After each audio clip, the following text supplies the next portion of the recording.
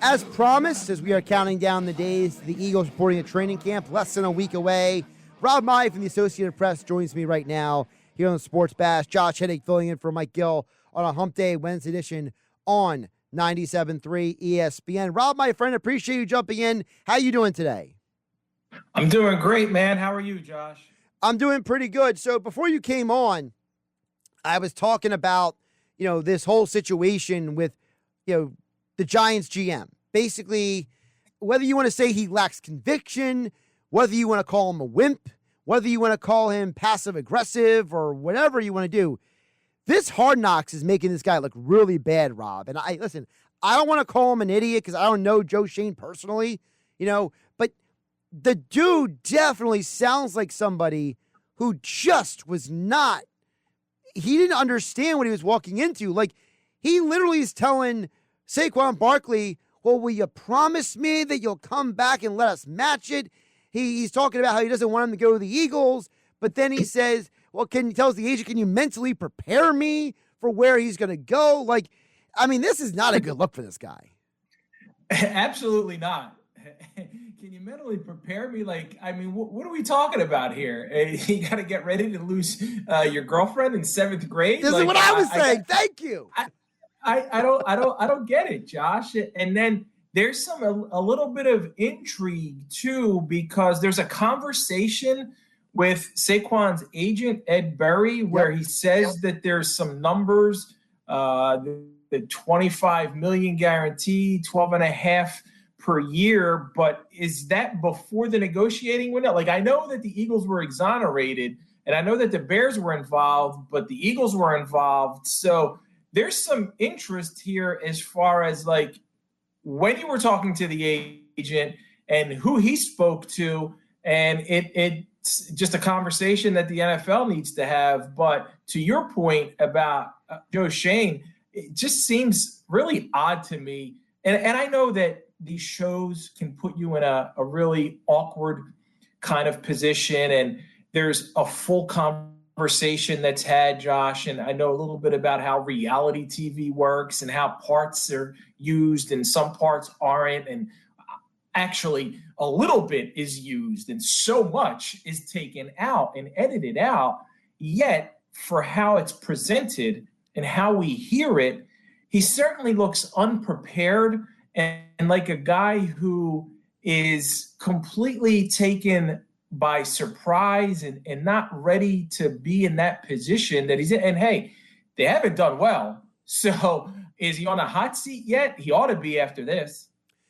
You mentioned the reality TV show. If I could just pick your mind on that a little bit, Rob. When you think about what we're seeing with Hard Knocks, do you think NFL teams are going to be like, I don't want to be like Joe Schoen ever again. I'm not going to let somebody else, do chopping up video footage and audio and piecing things together to make me look like Joe Schoen. Because as you said, Rob, you know how this process goes. They probably film 200 hours of footage and they only use an hour of it. Yeah, exactly. And I think teams have been reluctant, right, Josh, in the past and still will be.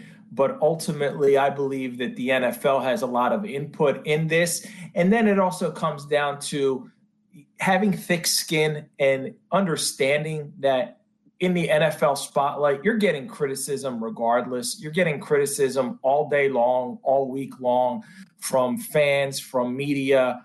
So is few minutes in looking completely like a fool on a Hard Knocks going to really tip the scales?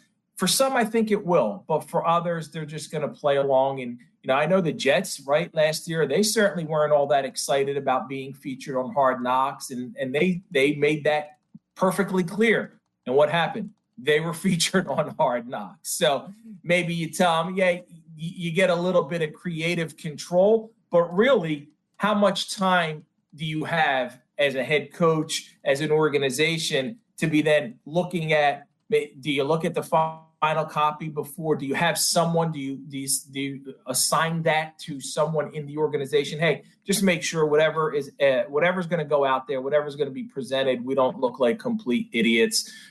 Maybe part of that is worked into the language, but I think that's what this is all about. It's like a behind the scenes, taking a look at things that are happening. Now, I know that part of reality TV is presenting things as if they're happening in that moment when they're actually not. And it's, oh, that was really good. Can you do it again? Can you say that again? Can you say it again? Now, can we get the camera here? And can you make that motion what you did? So you take something that happens in real time that's raw and unfiltered, but maybe the camera angle didn't capture it quite the way they wanted. So now it becomes do it over and do it over again and do it over again. So I've been down that road. I know what it's like. I don't know how accommodating GMs, head coaches, and players are going to be to redo scenes like that. But I'm sure there are so many aspects of that are, hey, this is that was really good. Can you say it this way?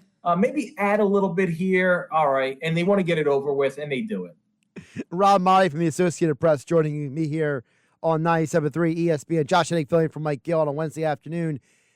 Just to tap a little more into the reality TV show part, because I honestly, Rob, I completely forgot about it. You did the reality TV show at one point.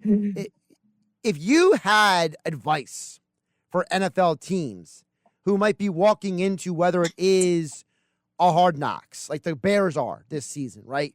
Or whether it is like one of those like Amazon or Netflix documentaries, like is there something that you think that the NFL teams or the average person has no idea about when it comes to these reality shows that they need to know?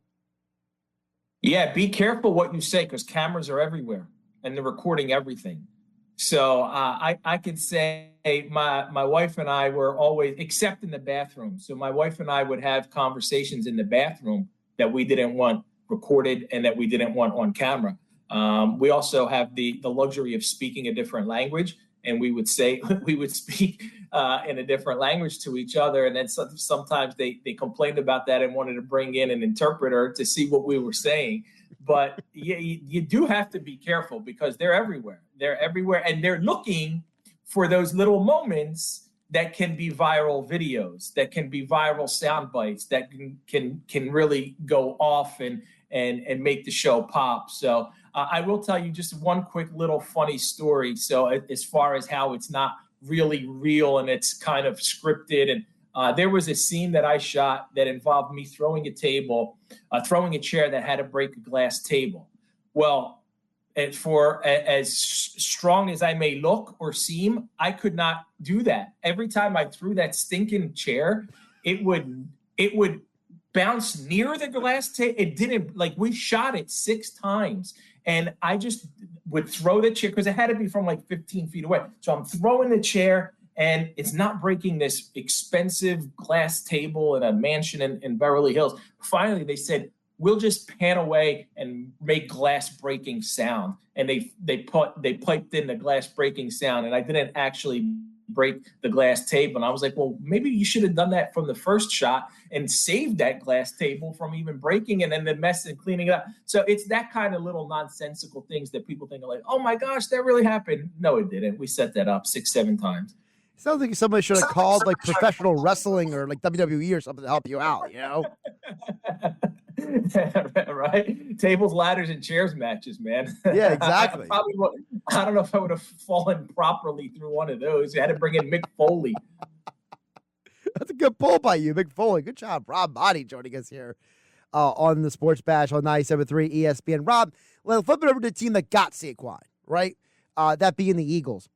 I have used the analogy about Saquon that, to me, I feel like him coming to Philadelphia is similar to when Marshall Faulk got traded from the Colts to the Rams, where on the Colts, he was on a very not good team.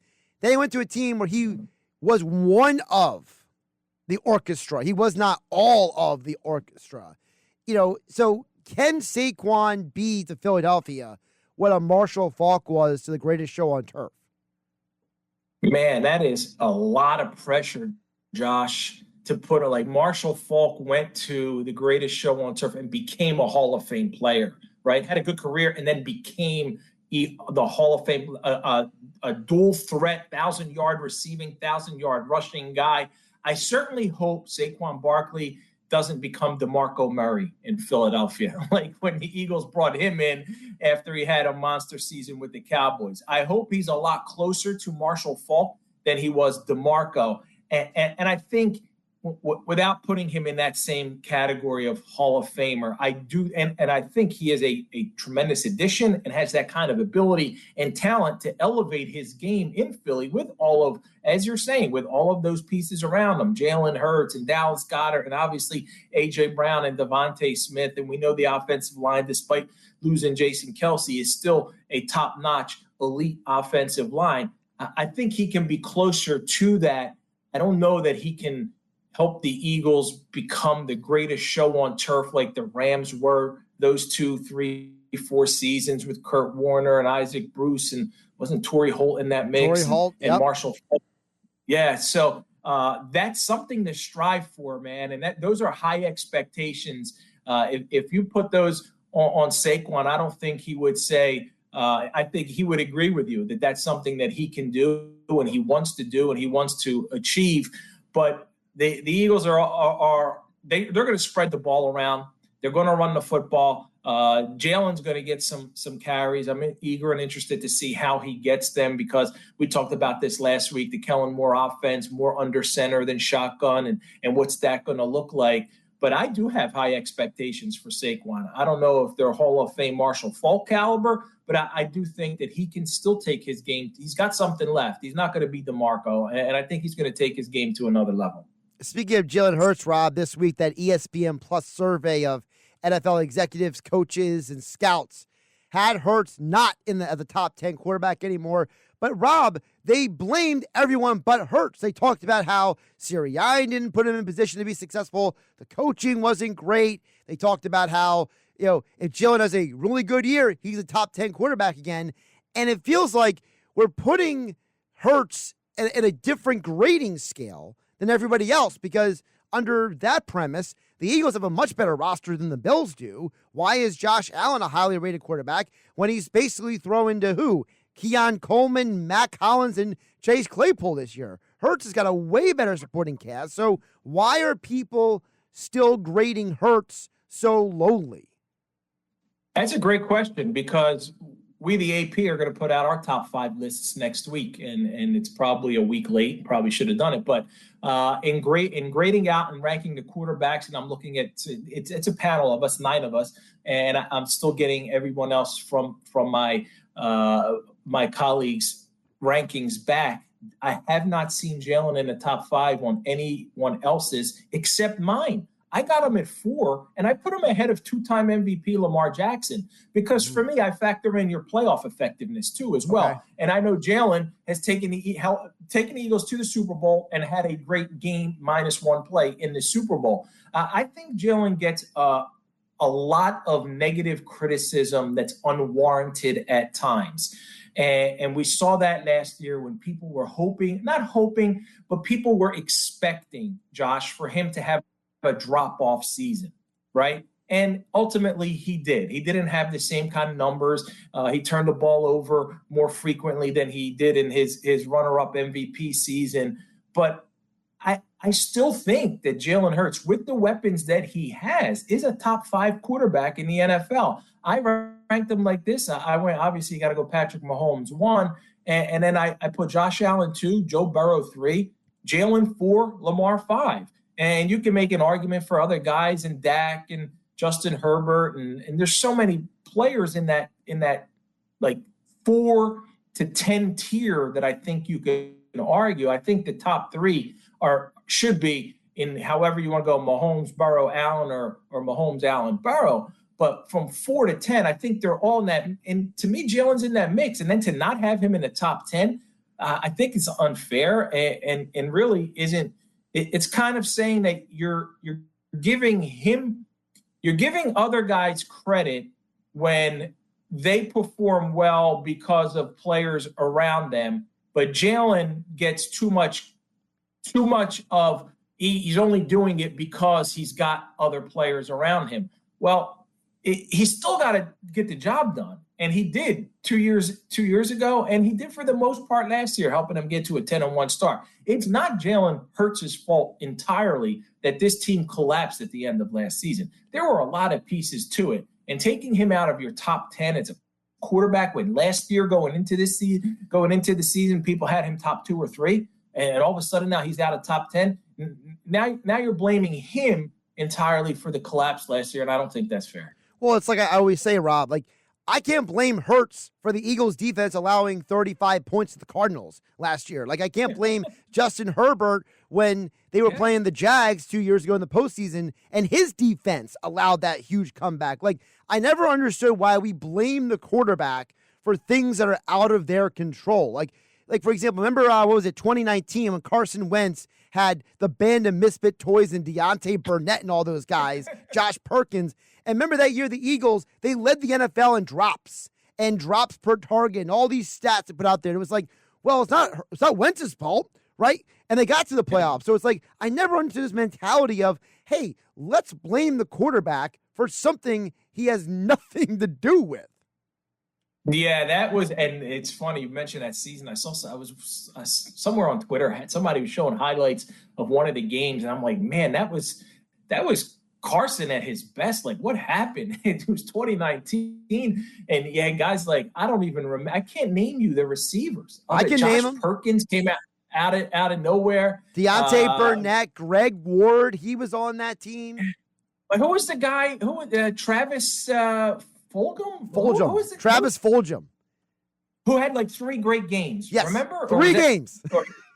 He might have been 2020. No, he was. No, he wasn't 20. He was 2019, I think. I think they tried to bring him back in 2020. I think that's what it was.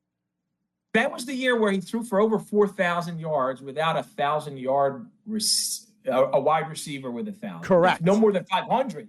Like, I don't think a wide receiver had 500. Nelly was hurt. Alshon was hurt.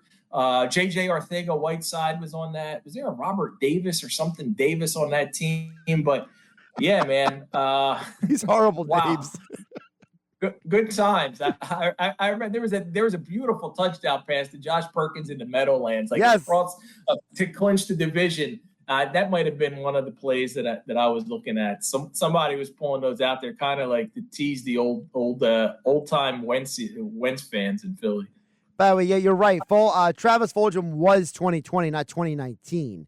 2019.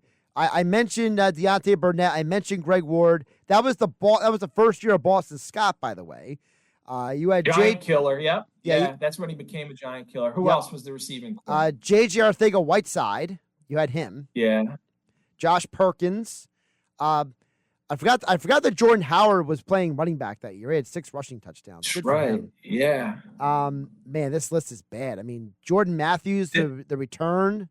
But then he got cut again. He got cut again. Yeah. Deshaun Jackson. Deshaun lasted like a game or 2. Yes. Right? He barely played. 3 games. Yeah. Was there a Davis? There had to be a Davis. Some point on that, there was a guy. Robert Davis. Yes. Robert Davis. That's why I think I said that a few minutes ago. Robert Davis. He had like 1 big catch in one of the games. Yeah, he started 2 games. He ended up. That's how bad. Like, he started.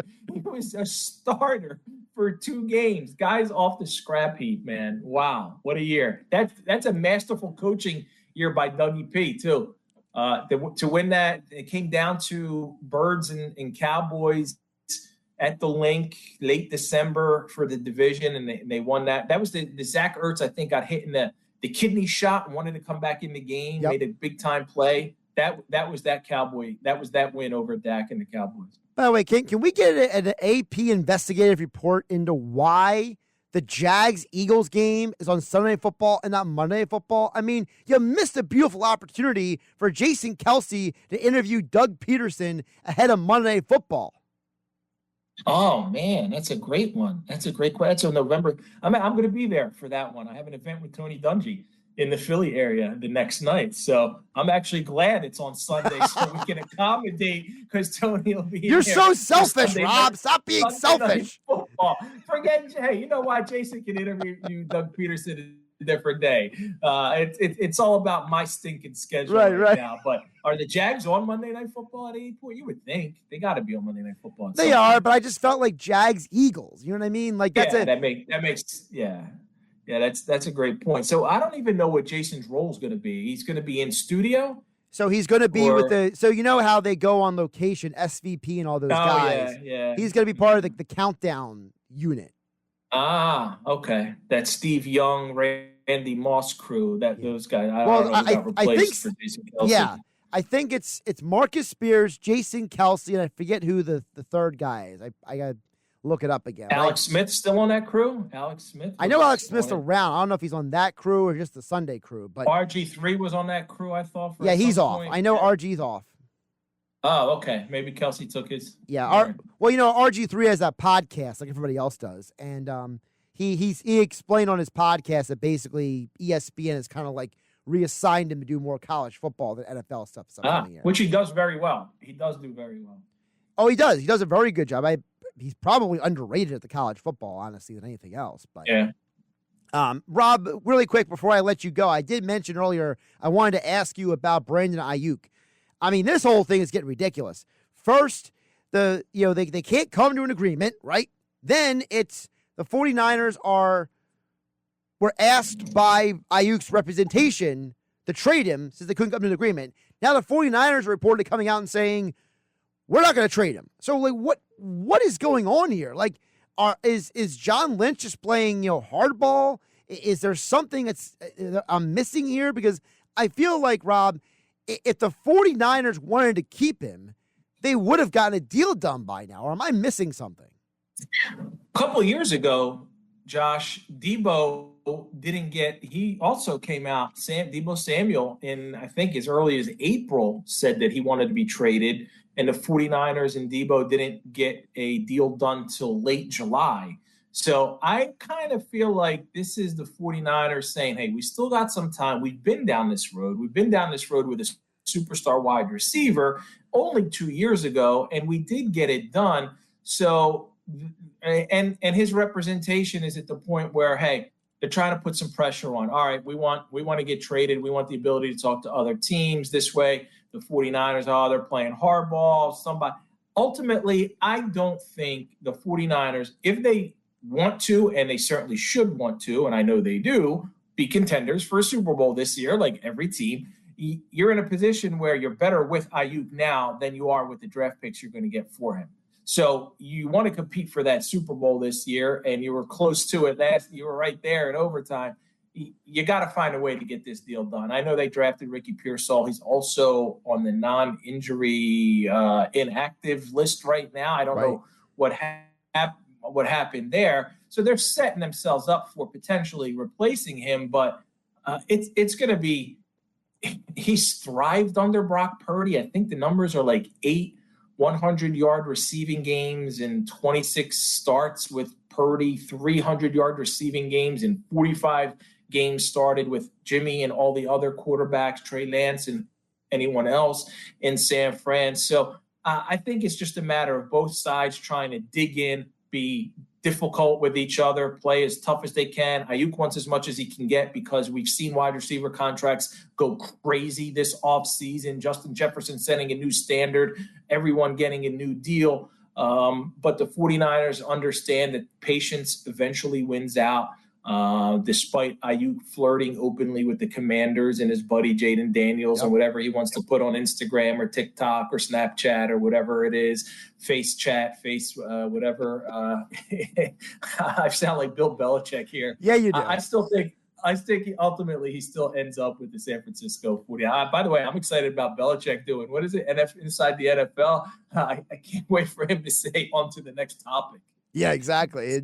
Can you imagine Ryan Clark's trying to advance the conversation and Belichick's going to be like, yeah, I'm done with this topic. Like, because you got to remember that panel is what? It's Ryan Clark, Belichick. I think it's Chris Long.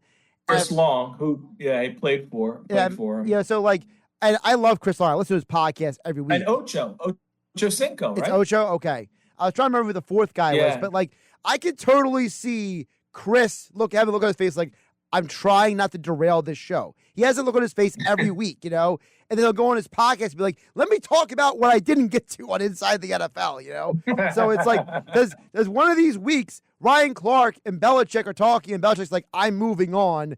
And Chris Long comes on his podcast next day and be like, let me tell you about this conversation off the cameras, right? Oh, that'll happen. Now, Belichick has been really good. Like when he did the NFL top 100, right, of all time, when he was in that studio, like he can really talk. Like if he's interested and he's got something to say, he can be very, very captivating and obviously extremely knowledgeable.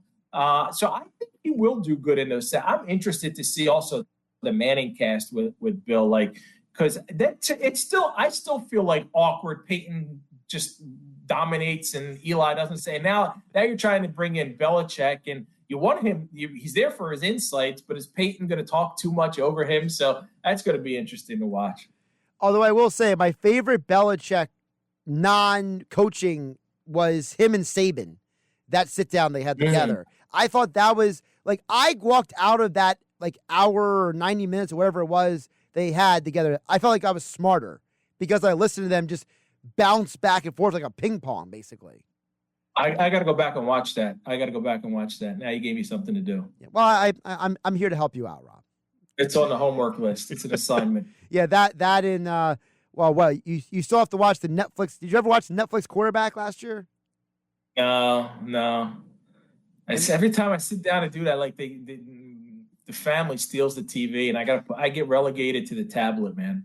Well, what you got to do is the last night with no baseball for like another 4 months, so I'm really excited about that. At least I'm gonna have the baseball back tomorrow. Well, what you got to do is you got to tell your wife, hey, this is a football version of reality TV. Why don't we sit down and rip this show apart together? Because we used to be on reality TV together. You got to put an angle on it.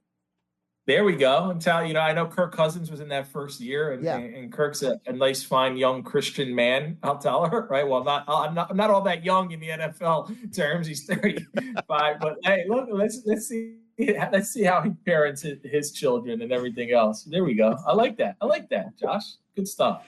At Rob Maaddi on Twitter X, of course, he is the Associated Press senior NFL writer, and joining me here on the Sports Bash. Josh Hennig filling in for Mike Gill on 97.3 ESPN. Rob, great stuff today. I always appreciate you jumping on. We'll talk soon. Thanks, Josh. Keep up the great work, my man.